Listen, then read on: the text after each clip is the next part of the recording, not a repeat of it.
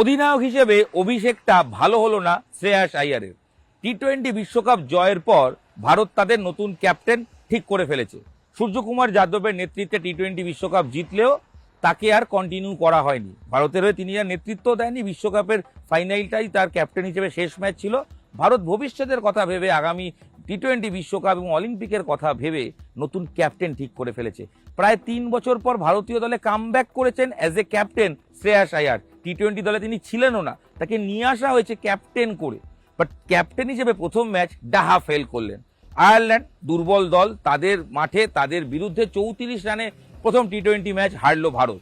এরকমটা নয় যে ভারত দুর্বল দল নিয়ে নেমেছিল বা পরীক্ষা নিরীক্ষা করেছিল, উল্টে সবচেয়ে সেরা দল নিয়েই ভারত মাঠে নেমেছিল এবং ম্যাচে বৈভব সূর্যবংশীকে খেলানোই হয়নি। নতুন ক্যাপ্টেনের যুক্তি ছিল টিমে এত তাড়াতাড়ি কম্বিনেশন চেঞ্জ করতে তিনি চান না। তাই বৈভব সূর্যবংশী তিনি জল বইলেন আর বসে বসে দেখলেন কিভাবে দাদারা মাঠে ব্যর্থ হয়। অভিষেক শর্মা একমাত্র 20 বলে 49 রান করা ছাড়া, আর শেষের দিকে শিবম দুবের ব্যাট আর তিলক বর্মার কিছু 19 রান ছাড়া বাকিটা সবাই ব্যর্থ। প্রথমে ব্যাট করতে গেল আয়ারল্যান্ড, শ্রেয়াস টসে জিতে ব্যাট করতে পাঠালো এবং সেখানে গিয়ে ডাহা ফেল করলো ভারতীয় বোলিং। একমাত্র প্রাপ্তি হর্ষিত রানা, যিনি টি-20 বিশ্বকাপ চোটের জন্য খেলতে পারেননি, 150 দিন পর মাঠে চোট সারিয়ে ফিরলেন, গুরুত্বপূর্ণ সময় বল করে 3টে উইকেট পেলেন। আর যার কথা সবচেয়ে কম বলতে হবে তার নাম প্রসিদ্ধ কৃষ্ণা। কোন ফরম্যাটে কবে তিনি ভালো খেলবেন একমাত্র তিনিই জানেন, আর কেউ জানে না। আয়ারল্যান্ডের বিরুদ্ধে মেঘলা ওয়েদারে তিনি কি বল করলেন, ক্রমশ স্লোয়ার ট্রাই করে গেলেন, যাতে কোনো লাভই হলো না। বিপক্ষ ব্যাটাররা ঠেঙিয়ে 4 ওভারে 57 রান তুলে নিল তার বিপক্ষে।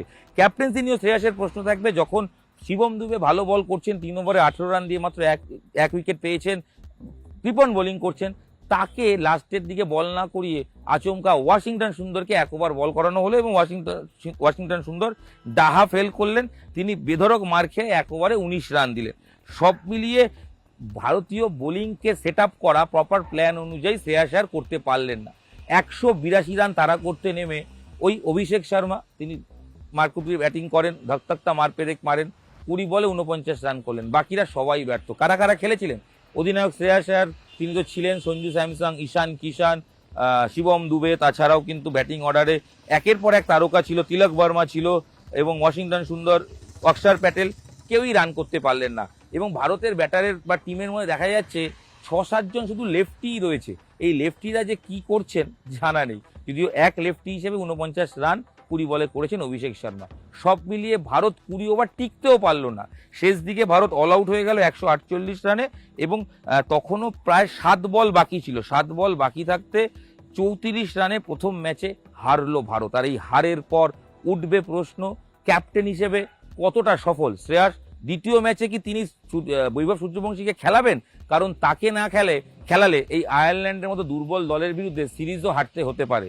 তাই সামনে অনেক কঠিন প্রশ্ন। আর প্রথম ম্যাচের পর শ্রেয়াস যে ব্যর্থ সেটা বলতেই হবে। তবে ভারত পরীক্ষা নিরীক্ষার পথেই যাচ্ছে, আগামী টিম তৈরি করতে চাইছে। তাই আয়ারল্যান্ডের বিরুদ্ধে পরের ম্যাচ ডেফিনেটলি ভারত জেতার জন্য খেলবে এবং সঠিক টিম নামাবে। তবে প্রথম ম্যাচের শেষে একাধিক প্রশ্ন গম্ভীরকে চিন্তায় রাখবে, সেটা বলাই যায়। নিউজ 18 বাংলা ডিজিটালে আপনাদের সঙ্গে আমি ইরন রায় বর্মন ছিলাম। এই ভিডিও এখানেই শেষ করছি। দেখা হচ্ছে পরবর্তী ভিডিও। সঙ্গে থাকুন, দেখতে থাকুন নিউজ 18 বাংলা ডিজিটাল।